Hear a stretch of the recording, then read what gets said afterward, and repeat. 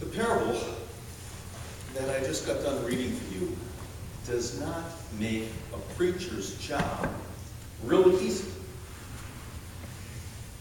This parable is not like the parable of the Good Samaritan who saved a person's life. And this parable that I just got done reading is not like the parable of the wealthy owner of the vineyard who goes out throughout the whole day and hires laborers and agrees to pay them a top dollar wage rather than minimum wage.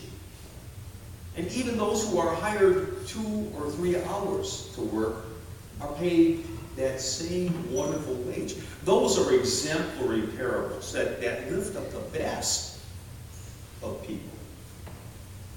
And so this parable, as I said in my introduction, is kind of a head scratcher. Because really, it's a parable about a financial accountant who's cooking the books. And the master becomes aware of this. There's been accusations made. And so the master is concerned that this accountant has been mishandling his funds. And so technically, if you read between the lines, what the master does is he kind of puts the financial accountant on a leave of absence, gathers the books in so he can kind of take a look at the scenario. And so the focus is on a dishonest accountant. Now, this kind of a story that Jesus tells has been called a trickster story. You're familiar with trickster stories. Every culture, every society has trickster stories. And tricksters are those who find themselves at a disadvantage or in a precarious position. And so what they do is they use their wits, their ingenuity, to put them in a better position. If they were at a disadvantage, the trickster uses his wits and his ingenuity and his skills to suddenly put him at an advantage. Tricksters are realists. They realize that life isn't fair. And instead of trying to make life fair, instead of trying to better the situation, they just try to use their skill and their ingenuity to beat life at its game. Now, we're familiar with trickster stories. So if I mention The Sting, remember that old movie? That's a trickster story. If I mention Ocean's 11, does that ring a bell for some of you? That's another example of a trickster story. And in many cases, the tricksters are flawed individuals. They're not necessarily upstanding, noble, law-abiding citizens. But they're out there to change disadvantage into advantage, to put themselves in a better situation. And that's the trickster in the parable that Jesus tells. So trickster stories are common, and Jesus uses a trickster story then to try and convey a message. But what is Jesus trying to convey by focusing on this dishonest accountant? Well, let's take a little bit closer look at the story. The accountant knows that he's now been placed in a leave of absence situation. He knows that he's probably going to end up losing his job. And as he thinks about this possibility of him losing his job, he realizes that he's really not gifted to do manual labor. He's really not gifted to beg on the streets. He knows he's going to be in a disadvantaged position. And so how can he change things around to put himself in a better light? And then it dawns on him. He decides to act quickly. He decides before word gets out that he's kind of been put on leave of absence, suspected of cooking the books. Before word gets out, he goes to his master's debtors. And he offers them a deal that they cannot refuse. He offers to discount their debt.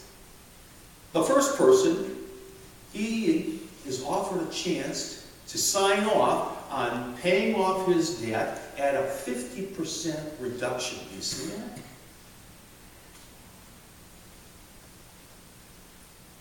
Well, the debtors are shocked. I mean, this sounds too good to be true. The financial accountant is giving them a chance to clear their debt at a much reduced rate. And so they reach for their checkbooks quickly. It's a no-brainer as far as they're concerned.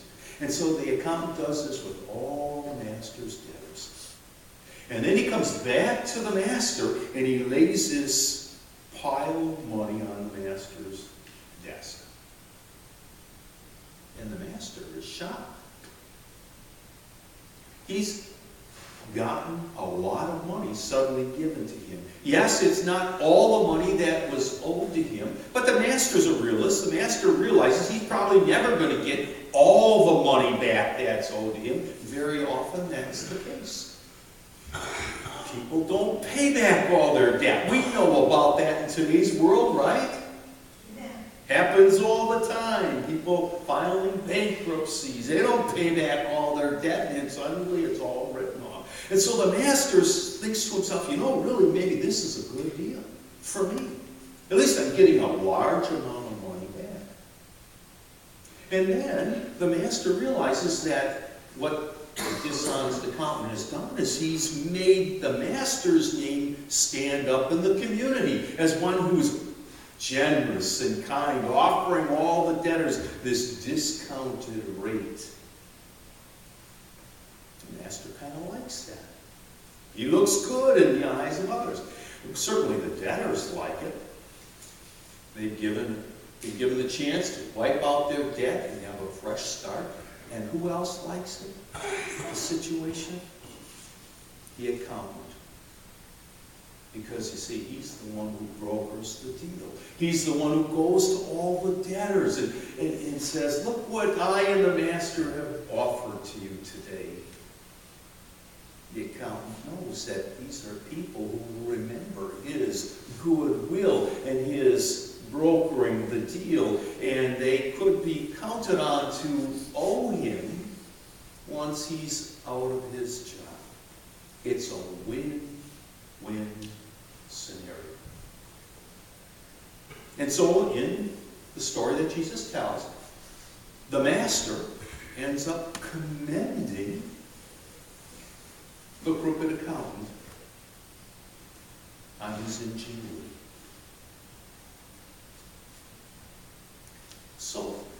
So what are we to get out of this?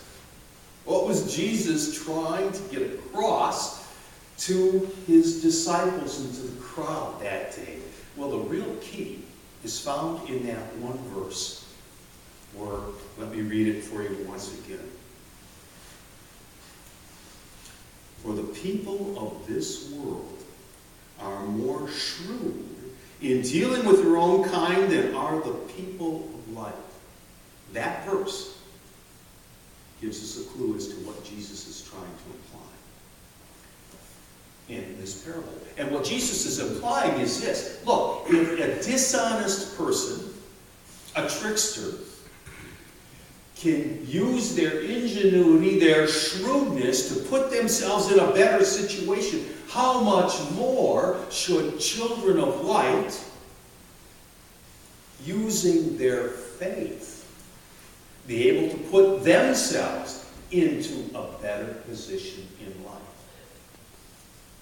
If the trickster can take something bad and make it into something good, how much more should children of light, us, Christians, how much more should we, utilizing our resource of faith, be able to do the same thing?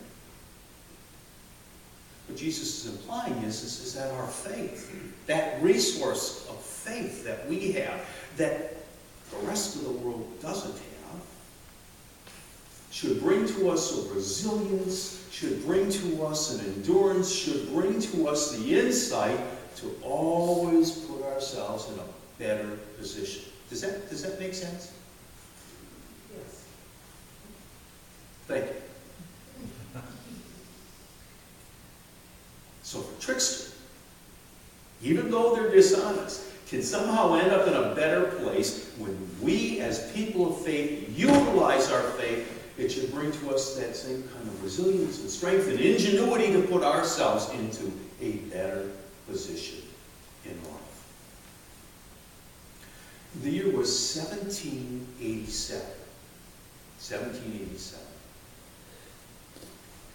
William Wilberforce, some of you might know that name, decided that he was going to take the position of slavery in the British Kingdom and place it on the floor of the Parliament and advocate that the British Parliament should do away with the British slave trade. So in 1787, he pioneers this cause. It's not received well. There's no way the British Parliament is going to end the British slave trade. And so William Wilberforce continues to voice that concern, continues to raise that cause, and it's going nowhere. And he's becoming discouraged. And not only is he becoming discouraged, but now there are all kinds of threats made against him. Threats about taking his life if he doesn't stop talking about eliminating the slave trade. William Wilberforce is almost at the point of dropping the cause. And then he gets a letter. The letter comes from a good friend of his, John Wesley. John Wesley and his brother Charles would start the Methodist movement and would be the founders of the Methodist Church. But John Wesley sends a letter to his good friend William because John Wesley feels that he's on the right course, that slavery should be abolished. And so in that letter, Wesley writes these words: "Unless the divine power has raised you up, I see not how you can go through your glorious enterprise in imposing that abominable practice of slavery, which is the scandal of religion, of England, and of human nature. Unless God has raised you up for this very thing, you will be worn out by the opposition of men and devils. But if God be for you, who can be against you? Are all of them together stronger than God? Oh, be not weary of well-doing and pursuing your cause. Continue to go forth in God's name and in the power of his might." What Wesley is reminding Wilberforce is that God will be with you. Continue on pursuing the end of slavery. God will bring you the resilience, the strength, the persistence that you need to take that bad situation and make it a better situation. And so Wilberforce continues. He continues his cause for 30 plus years. And in 1833,